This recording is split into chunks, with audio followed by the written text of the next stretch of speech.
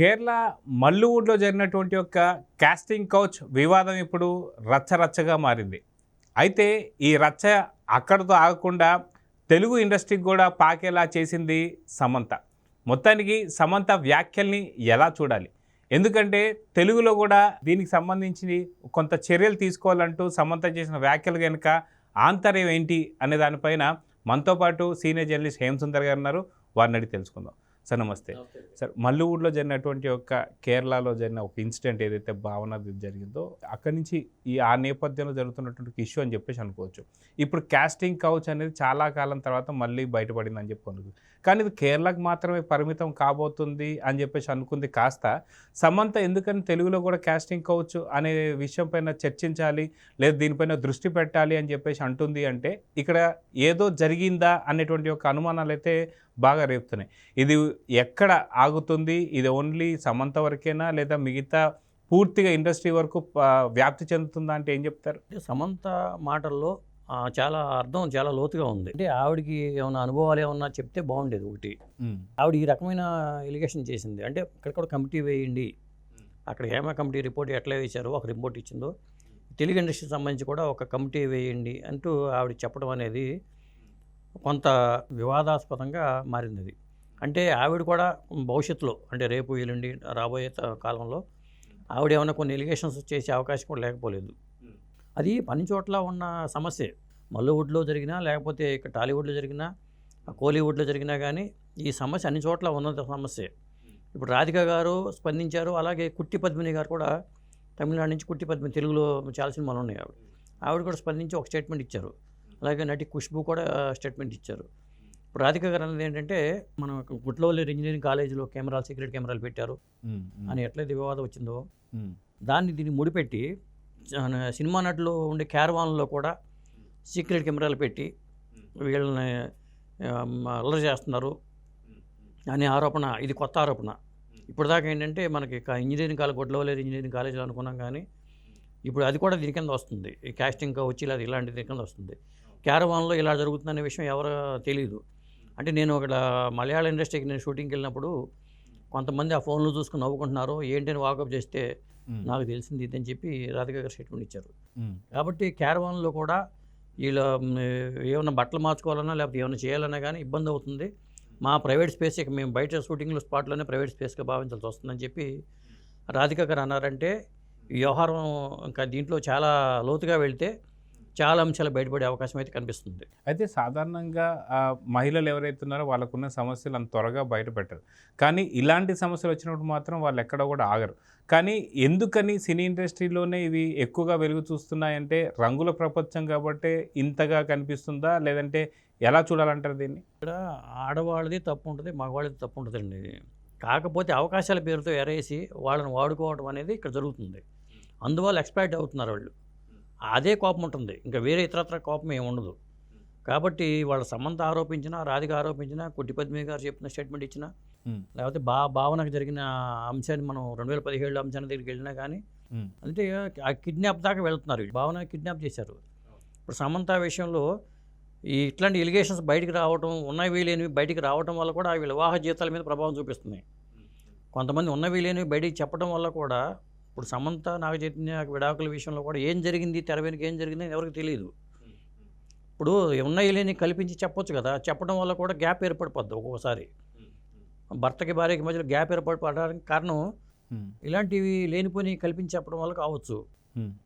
సమంత గారి స్టేట్మెంట్ ఎలా అర్థం చేసుకోవాలనేది తన పర్సనల్ అనుభవాలు చెప్తారా, లేకపోతే ఇండస్ట్రీలో తను అనుభవించాను కాబట్టి, ఇంకా వేరే మహిళల ద్వారా నేను తెలుసుకున్నాను కాబట్టి ఇక్కడ కమిటీ వేసి ఆ రిపోర్ట్ కూడా వస్తే బాగుంటుందనే ఉద్దేశంతో సమంత గారు అన్నారో తెలియదు, కానీ కమిటీ వేస్తే మాత్రం మంచిదే. ఆ కమిటీ రిపోర్ట్ ఇక్కడ ఎలా ఉంది, ఇప్పుడు హేమ కమిటీ రిపోర్ట్ అనేది అక్కడికి మలయాళ ఇండస్ట్రీకి పరిమితం. ఇక్కడ కూడా కమిటీ వేసి ఆ కమిటీ రిపోర్ట్ కూడా పరిశీలించుకుంటే అందరికీ మంచిదే. అయితే సాధారణంగా ఇప్పుడు ఒక పెద్ద చర్చ అయితే నడుస్తుంది. సమంత ట్వీట్ చేసిన తర్వాత అసలుకి నాగ చైతన్య సమంత మధ్యన ఎందుకు గ్యాప్ ఏర్పడింది? అది ఒక రకంగా చెప్పాలంటే ఫోన్ ట్యాపింగ్ అని కొంతమంది అంటున్నారు. లేదు ఫ్యామిలీలోనూ ఒక చాలా పెద్ద ఇష్యూ జరిగింది. అందుకే నాగార్జున గారు కూడా దీన్ని అంత చాలా తేలిగ్గా వదిలేయడం జరిగింది. అక్కడ ఎందుకు ఏంటి అనేది ఒక చాలా వింత గుసగుసలైతే ఏర్పడుతున్నాయి. సో నిజంగా ఏం జరిగింది అంటే ఏం చెప్తారు? ఒకటండి, అప్పుడు family man series web series చేసే టైంలో కొంత ఇద్దరి మధ్యలో అభిప్రాయ భేదాలు వచ్చిన మాట వాస్తవం. ఫస్ట్ సీజన్లో ఫ్యామిలీ మ్యాన్ సిరీస్ సంబంధించి అక్కడ రాజ్ డీకేతో వాళ్ళు సన్నిహితంగా ఉంటుంది అనే టాక్ అయితే అప్పుడు వచ్చింది. ఇప్పుడు కూడా అదే టాక్ వస్తుంది. నిజానికి వాళ్ళిద్దరి మధ్యలో ఏం జరిగిందని తెలియదు, కానీ బయటికి వచ్చే వార్తలు చిలవల పొలాలుగా వార్తలు వచ్చేసరికి కొంత భర్తకి ఒక దురాభిప్రాయం ఏర్పడుతుంది భార్య మీద.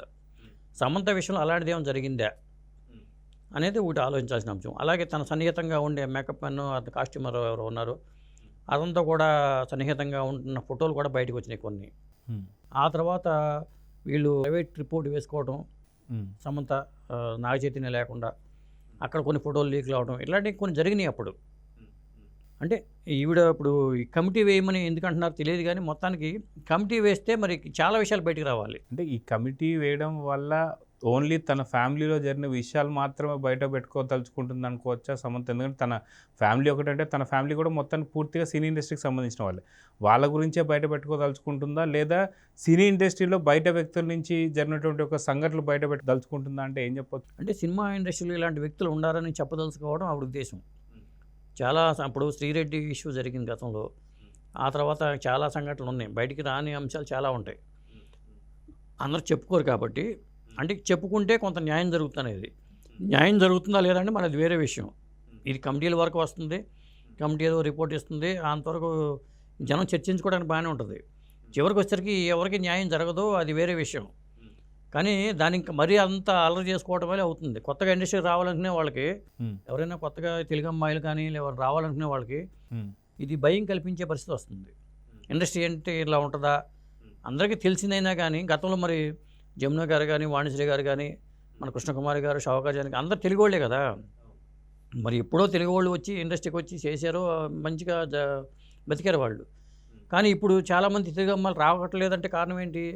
ఇక్కడ ఏదో జరుగుతుంది, మనకి వెళ్తే మనకు చెడ్డ పేరు వస్తుందనే కదా. ఇది మరి కమిటీలు వేసి మరింత అలరా, ఇది అసలు వచ్చేవాళ్ళు కూడా రారు. అదొక మళ్ళీ రాంగ్ మెసేజ్ వెళ్ళిపోద్ది బయటికి. కాబట్టి కమిటీల వల్ల పెద్ద ప్రయోజనం ఉండదేమో అనిపిస్తుంది నాకైతే. అయితే అసలుకి సమంత నువ్వెవరు అనేటువంటి ఒక ప్రశ్న కూడా ఇప్పుడు ఉత్పన్నం అవుతుంది. ఎందుకు అంటే సమంత ఎక్కడ నటి? తమిళనాడుకు సంబంధించిన నటి అని చెప్పేసి కొంతమంది గుర్తిస్తున్నారు. టాలీవుడ్కి సంబంధించిన నటి అయితే అన్నట్టు అనుకోవడం లేదు, ఎందుకంటే తను పుట్టి పెరిగిందంతా కూడా తమిళనాడు సంబంధం. సో తెలుగు ఇండస్ట్రీ పైన ఆరోపణలు చేయడాన్ని ఎలా చూడొచ్చు అంటారు? తెలుగు ఇండస్ట్రీని ఇవాళ సమంత ఒక్కలే కాదు, అంతకుముందే చాలా బదనాం చేసేసారు. మరి చాలా పెద్ద పెద్ద వాళ్ళు ఇన్వాల్వ్ అయ్యారు, పెద్ద పెద్ద అమౌంట్లు చేతిని మారిన సందర్భాలు కూడా మనం చూసాం. గతంలో మరి పెద్ద పెద్ద వాళ్ళ పిల్లలను కూడా దీన్ని ఇన్వాల్వ్ చేశారు, పెద్ద పెద్ద హీరోలను కూడా ఇన్వాల్వ్ చేశారు. కాకపోతే కొంతవరకు ఏంటంటే మన హీరోల వరకు బయట అల్లరి కాకుండా చాలా డిగ్నిఫైడ్గా వ్యవహరించుకుంటూ వచ్చారు.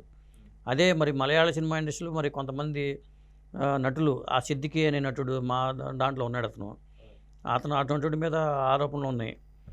అలాగే మోహన్ లాల్ మీద కూడా మంచి భారీగా ఆరోపణలు ఉన్న వ్యక్తి అని చెప్పాలి. రాజీనామా చేసాడు, ఆయన మీద కూడా ఆరోపణలు ఉన్నాయి, ఇలాంటి ఆరోపణలు. ఇట్లా మనకి తెలుగు ఇండస్ట్రీకి వచ్చేసరికి ఎవరి మీద అలాంటి ఎలిగేషన్స్ లేవు, పెద్ద హీరోల మీద ఎవరి మీద లేవు. కానీ బాలీవుడ్లో మళ్ళీ ఉన్నాయి. బాలీవుడ్లో శక్తి కపూర్ కానీ, అనుపమ్ ఖేర్ కానీ, వీళ్ళందరికీ అప్పుడు పెద్ద వార్తలు నలిగినాయి ఇవన్నీ. అంటే ఇండస్ట్రీ నా చిన్నప్పటి నుంచి వస్తున్నాను, ఇండస్ట్రీలో ఇలాంటి విషయాలు ఉంటూ ఉంటాయి, కానీ దాన్ని భూతత్వంలో చూడటం కాకుండా ఇప్పుడు మనం గొంగట్లో భోజనం చేస్తూ వెంట్రుకలు ఏరుకోవడం లాగానే ఉంటుంది. అది ఇక్కడ కామన్గా ఉంటుంది. మనం జాగ్రత్తగా ఉంటే మనల్ని ఎవరు ఏం చేయలేరు. అట్లా ఉంటూ మనం సస్టైన్ అవ్వాలి చెప్పి తామరాకు మీద నీటి బొట్టులాగా ఉండాలి తప్పితే ఇక్కడ ఏదో ఉందని భూతత్వంలో చూపించామనుకోండి, వచ్చేవాళ్ళు కూడా రాదు కదా ఇండస్ట్రీకి.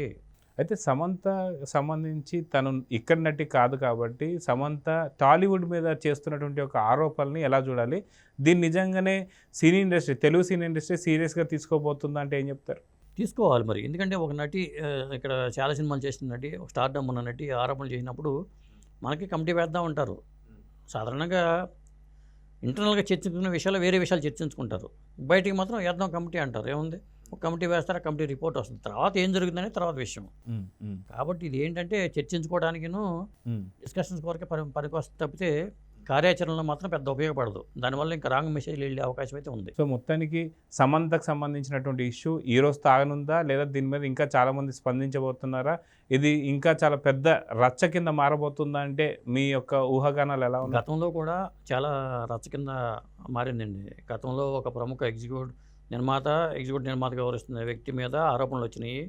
కాస్టింగ్ డైరెక్టర్గా ఉంటూ ఆయన రకరకాలు చేశాడని టీవీలకి ఎక్కి రచ్చ చేసిన సందర్భాలు గతంలో కూడా చాలా ఉన్నాయి. అప్పుడు చర్చించుకోవడానికి కూడా బాగానే ఉంది. ఆ తర్వాత అందరూ కామ్ అయిపోయారు. మళ్ళీ సద్దుమణిగిపోయింది. ఇప్పుడు ఇది కూడా అంతే. రేపొద్దున మళ్ళీ కొత్త వాళ్ళు ఎవరైనా బయటకు వచ్చి రచ్చ చేసి సమంతకి మాటలకు ఊపందుకునేలా ఇంకొకళ్ళు ఎవరు స్టేట్మెంట్ ఇస్తారు ఖచ్చితంగా. దాంతో మళ్ళీ కొంత మసాలా వస్తుంది, జనాలకి చర్చించుకోవడానికి అవకాశం ఉంటుంది. అట్లా చర్చించుకోవడం తప్పితే దీనివల్ల పెద్ద ప్రయోజనం ఉండదేమో. ఎందుకు ఇట్లా నడిచిపోయే ఇండస్ట్రీని నడిచిపోనివ్వచ్చు కదా అని నేను అనేది. సో చూద్దాం సార్, మొత్తానికి సమంత రచ్చ ఈ రోజుతో ఆగిపోతుందా, లేదంటే మనకు ఇది కంటిన్యూ కాబోతుందా అంటే చూడాలి మరి ఏం జరుగుతుంది. నమస్తే. నమస్తే.